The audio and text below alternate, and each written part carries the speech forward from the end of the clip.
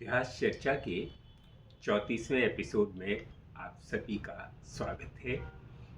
33वें episode में बात यहाँ जाके रुकी थी कि 15वीं और 16वीं शताब्दी में यूरोप में बहुत सारी वस्तुगत परिस्थितियाँ, कुस्तुनतुनिया का पतन, इन सब के चलते एक परिवर्तन की बयार पूरे यूरोप में बहने लगी और उसका पहला केंद्र बना था इटली।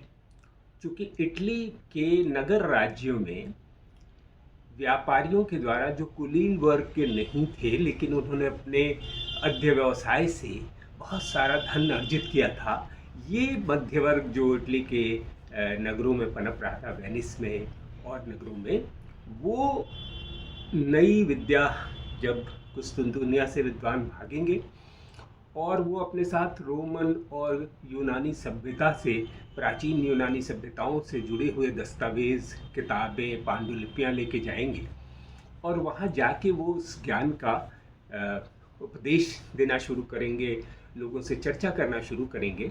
तो वह यूरोप जो ईसाई धर्म की सर्वव्यापकता के चलते एक थियोसेंट्रिक, मान लीजिए ये यूरोप है या एक मानव समाज है यूरोप का, तो ये मानव समाज के जो केंद्र में है वो है धर्म, या हम इसको कह सकते हैं एक थियोसेंट्रिक सोसाइटी। ये पूरा यूरोप बन गया। पुनर्जागरण के दौरान होगा क्या कि रोमन और यूनानी जब प्राचीन ज्ञान को लोग जानेंगे तो ये पता चलेगा कि उसमें पूरी सभ्यता या मानव समाज के केंद्र में धर्म नहीं था, बल्कि मनुष्य था। तो इसकी यहीं से अब मैं जो बात कहना चाहता हूँ वो ये होगा कि ये पुनर्जागरण कोई 1-2 दिन, 5 दिन, 100 साल, 50 साल चलने वाली प्रक्रिया नहीं थी। वो सैकड़ों सालों तो कई शताब्दियों तक चलती रही। और इन शताब्दियों के बीच किया क्या गया कि जो यूरोप एक थियोसेंट्रिक सोसाइटी था, जिसके केंद्र में धर्म था और धर्म सारी चीज़ों को नियंत्रित करता था, उस समाज के केंद्र में नई विद्या से लैस लोगों ने, नए विचारों से लैस लोगों ने मनुष्य को स्थापित करने का इन 300-400 वर्षों में तर्क को स्थापित करना, आस्था की जगह तर्क को स्थापित करने का काम होगा इस पूरे पुनर्जागरण की प्रक्रिया में। और इसी से यूरोप, मध्यकालीन यूरोप, आधुनिक यूरोप बन जाएगा। तो इसीलिए कहते हैं कि पुनर्जागरण वो पुल था जिस पे चढ़कर मध्यकालीन यूरोप जब दूसरी तरफ उतरा तो वो आधुनिक यूरोप बन चुका था। और ये प्रक्रिया 15वीं-16वीं शताब्दी से शुरू होकर अनवरत चलती रही और इटली के बाद धीरे धीरे करके अन्य देशों में भी यूरोप के ये ज्ञान, नया ज्ञान फैला और फलीभूत हुआ। सबसे पहले इटली और बाद में फ्रांस इसके बड़े केंद्र बने। जीवन का ऐसा कोई भी क्षेत्र नहीं है जिसमें पुनर्जागरण ने अपना प्रभाव नहीं डाला हो, से कि वो चाहे साहित्य हो, चाहे दर्शन हो, चाहे कला हो, और कला की तमाम विधाएं या रूप जो होते हैं, स्थापत्य कला, मूर्ति कला, चित्रकला, खाने की कला, पाक कला, तमाम नए विषयों का विकास हुआ इस दौरान। और पुराने ज्ञान और वर्तमान का ज्ञान के मिश्रण से एक नई विद्या का जन्म हुआ, उसे कहते हैं न्यू लर्निंग। तो यूरोप में इस नई विद्या का जो प्रसार होगा वो धीरे धीरे यूरोप, इटली से होता हुआ कुस्तुनतुनिया से भागे विद्वान पहले इटली, और फिर धीरे धीरे ये 300-400 वर्षों तक ये प्रक्रिया चलेगी और इसमें पूरा यूरोप ही आधुनिक बनता है। एक सर्टेन प्रक्रिया से गुजरकर आधुनिक बने, यानी आस्था को छोड़ के यूरोप का समाज तर्क के रास्ते पे चल रहा है, विज्ञान के रास्ते पे चल रहा है, और हर चीज़ को वो वैज्ञानिक दृष्टिकोण से देखने का एक माहौल बन रहा है। लोग आंख मूंदकर किसी भी चीज़ पर विश्वास करने को तैयार नहीं है। तो जीवन का शायद ही ऐसा कोई क्षेत्र हो जिसको पुनर्जागरण ने छुआ ना हो। यूरोप में कई शताब्दियों तक चलने वाला ये जो पुनर्जागरण है, ये जीवन के विभिन्न क्षेत्रों में अलग अलग रूपों में प्रकट हुआ। पुनर्जागरण की प्रक्रिया कई शताब्दियों तक चलती रही और इसके बीच जिस आधुनिक यूरोप का जन्म हुआ वह मध्ययुगीन यूरोप से पूरी तरह भिन्न था। नई विद्या ने जो ज्योति जलाई थी उसके मानवतावादी प्रकाश में यूरोप में व्याप्त अंधकार छटने लगा। एरास्मस जो कि एरास्मस ने जिस सिलसिले की शुरुआत की थी उसी सिलसिले को आगे बढ़ाया अंग्रेज़ विद्वान टॉमस मोर ने। उसने एक यूटोपिया नामक ग्रंथ लिख के एक नए समाज की कल्पना की जिसमें तत्कालीन यथार्थ की जगह एक आदर्श समाज की कल्पना की गई थी। कोपरनिकस ने जो सिद्धांत दिया था गणित के सूत्रों से जो साबित किया था कि केपलर ने भी उसे गणित से और फिर गैलीलियो ने अपने दूरबीन के माध्यम से अकाट्य साबित कर दिया कि ब्रह्मांड का केंद्र पृथ्वी नहीं सूर्य है। और इस तरह से जब ईश्वर के पुत्र, जैसा कि ईसा मसीह स्वयं को कहते थे कि I am son of God, तो जब ईश्वर के पुत्र के द्वारा बोली गई पुस्तक बाइबल की बहुत सारी स्थापनाएं गलत साबित होंगी और न सिर्फ गलत कहा जाएगा इनको बल्कि विज्ञान और तमाम गणितीय सूत्रों से इसको प्रमाणित किया जाएगा, तब यूरोपीय समाज में एक तर्कपरकता की एक ऐसी प्रक्रिया शुरू होगी जिसका इस्तेमाल जीवन के हर क्षेत्र में किया जाएगा। ऐसा नहीं कि वो सिर्फ बाइबल की चीज़ों के लिए उसका प्रयोग हुआ। फिर आदमी ने हर जगह क्या, क्यों, कैसे, कब, कहाँ, इस तरह के प्रश्न खड़े करने शुरू किया करेगा। और जब उसको सकारात्मक या विश्वास पैदा करने वाला उत्तर मिलेगा तो ही वो उस तरफ बढ़ेगा। साहित्य में भी ये सबसे पहले मतलब अगर हम किसी परिवर्तन को देखते हैं तो साहित्य में अगर हम देखें तो ईसाई धर्म का प्रभाव इतना उस समय बढ़ चुका था। मैंने कहा था ना कि पूरा आच्छादित है। तो चाहे इतिहास हो चाहे साहित्य हो, ये सब लिखने का काम कौन लोग कर रहे थे? चर्च के पादरी लोग करते थे या चर्च के भिक्षु लोग इस काम को करते थे। और जाहिरा तौर पे जो कुछ लिखा जा रहा था, अब मान लीजिए हम एक भिक्षु के द्वारा इतिहास लिखा जा रहा है, तो भिक्षु क्या मानता है कि दुनिया में कुछ भी, एक पत्ता भी ईश्वर की इच्छा के बगैर नहीं हिलता है। तो वह किसी आपदा का वर्णन करेगा, किसी घटना का वर्णन करेगा, तो उसके अंत में वो क्या निष्कर्ष निकालना चाहेगा कि यह सब ईश्वर की इच्छा से हुआ। जबकि आधुनिक इतिहास लेखन में हम क्या करते हैं? हम क्या, क्यों, कैसे का प्रश्न सवाल उठाते हैं और उसके उत्तर ढूंढते हैं।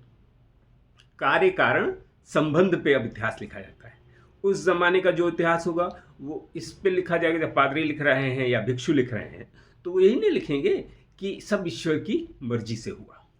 तो हर चीज़ में वो ईश्वर की मर्जी ढूंढने की लिखेंगे, साहित्य हो चाहे इतिहास हो।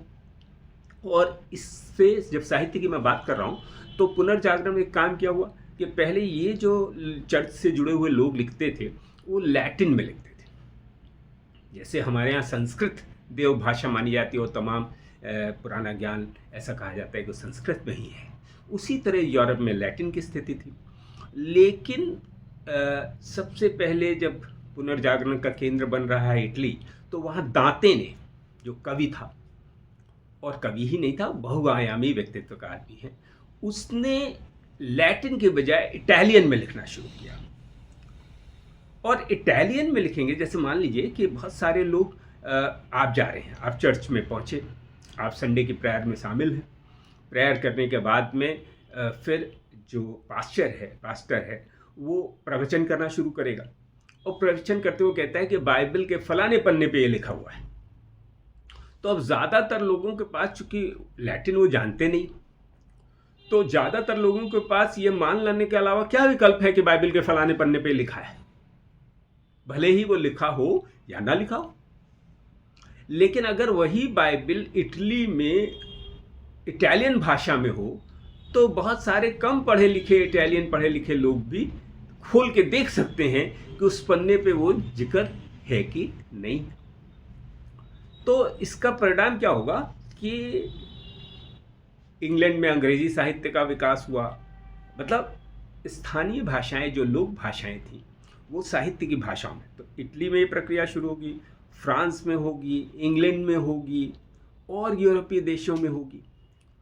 और उन अंग्रेजी का साहित्य विकसित होगा, फ्रेंच का साहित्य विकसित होगा, इटालियन का साहित्य विकसित होगा, आगे चल के स्वीडिश का भी होगा और भाषाओं का भी होगा, स्वीडन में होगा, डेनमार्क में होगा, डेनिश में साहित्य विकास होगा।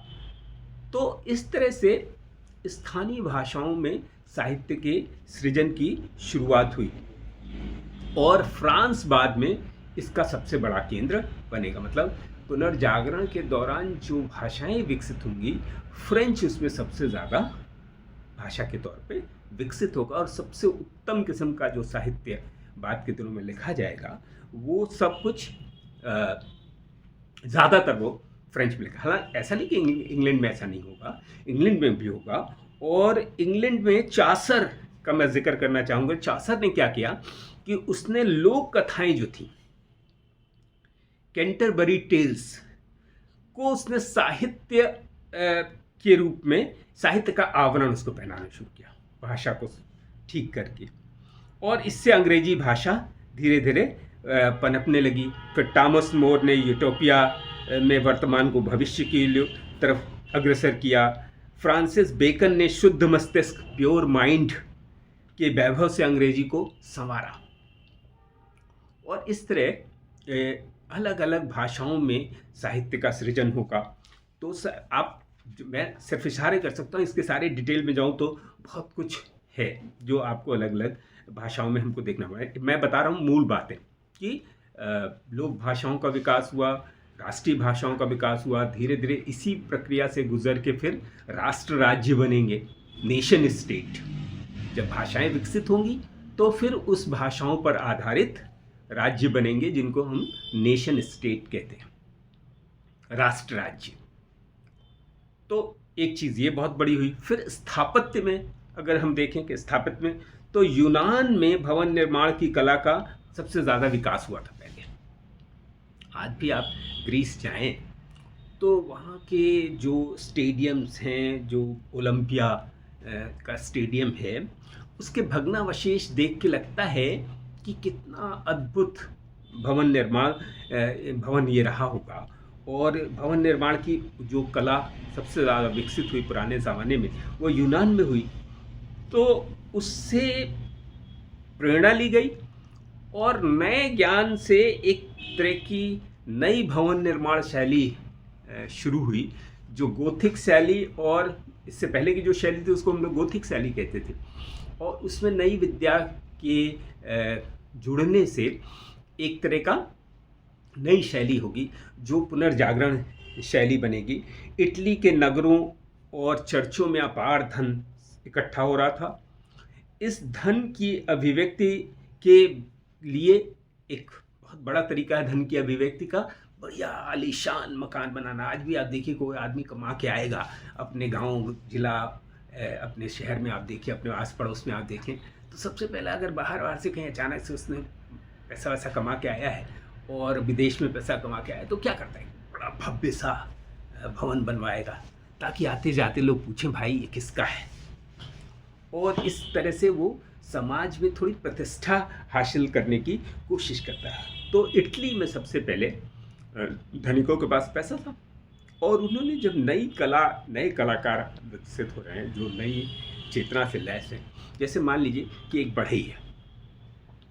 अब बढ़ई पहले जब तक धर्म केंद्रित समाज में रहता था तब तो उसको लगता है कि ये जीवन तो खास महत्वपूर्ण नहीं है, तो कुछ भी बनाया उसने। कुर्सी बना रहा है तो एक पटरे डाल दिया, बैठने भर की कुर्सी बना दिया। अब अगर उसी बढ़ई को ये चेतना आई कि मनुष्य सबसे महत्वपूर्ण है और मानव जीवन महत्वपूर्ण है, एक ही बार मिलता है, तो वो जब कुर्सी बनाएगा तो उस कुर्सी को वो हर तरह से आरामदायक बनाएगा। कोई पलंग बनाएगा तो हर तरह से आरामदायक बनाने की कोशिश करेगा ताकि उस पे बैठने वाला, पलंग पे सोने वाले को पूरा आराम मिले। और इस तरह जो दिमागी रूप से एक परिवर्तन हुआ कि मनुष्य से ज़्यादा ईश्वर से ज़्यादा मनुष्य महत्वपूर्ण है। और इसी को साहित्य में आप देख लीजिए, इसी को आप काष्ठ कला में देख लीजिए, स्थापत्य कला में देख लीजिए, वास्तुकला में देख लीजिए, कहीं भी आप देखें। अभी छोटे दरवाजे बनते थे, मनुष्य बहुत इंपॉर्टेंट, तो उसके लिए बड़े खुलेदार खिड़कियों वाले भवन बनेंगे, बड़े बड़े दरवाजे बनेंगे, सुविधाजनक मनुष्य के जीवन को देखते हुए। तो इटली के नगरों में इसकी अभिव्यक्ति बड़े बड़े प्रासादों के बनने से होगी। इटालियन जो व्यापारी लोग हैं वो इस पर पैसा खर्च करेंगे, नए मूर्तिकार, नए शिल्पकार, नए पेंटर्स जो पूरे बड़े बड़े बड़े दीवार के साइज़ की पेंटिंग बनाएंगे, कई कई सालों में बनाएंगे। वहाँ के चर्चेज़ में इस तरह के जो बाइबल की कहानियाँ हैं उनका चर्चों के में चित्रण, तो भव्य चर्च, भव्य महल धनिकों के ये बनने शुरू होंगे। और ये पुनर्जागरण शैली का ये होगा। मूर्तिकला का इस दौर में बहुत विकास होगा। तो अगले एपिसोड में हम लोग मूर्तिकला पर बात करेंगे, या मूर्तिकला और अन्य कलाओं पर बात करेंगे। आज की बात मैं साहित्य और स्थापत्य पर रोकता हूँ कि किस तरह के परिवर्तन हुए। धन्यवाद।